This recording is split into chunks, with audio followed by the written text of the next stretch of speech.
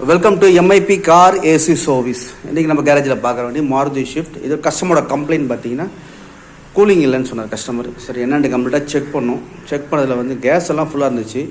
But KG போட்டு பார்த்ததில் கம்ப்ரஸரோட pumping ரொம்ப கம்மியாக இருந்துச்சு. சரி கஸ்டமர்கிட்ட இன்ஃபார்ம் பண்ணிட்டோம்.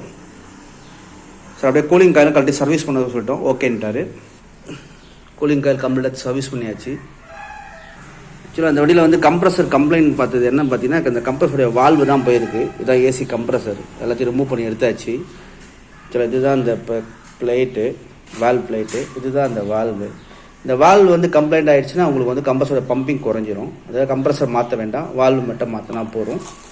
நம்ம ஆர்டர் பண்ண புது வால்வு. இந்த வால்வை மாற்றிட்டு நம்ம கம்ப்ரஸரை ஃபிக்ஸ் பண்ணி கேஸ் போட்டால் பர்ஃபெக்டாக இருக்கும்.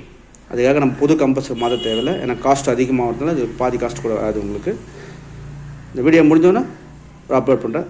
வீடியோ பிடிச்சிருந்தா ஷேர் பண்ணுங்கள், லைக் பண்ணுங்கள். Thank you friends.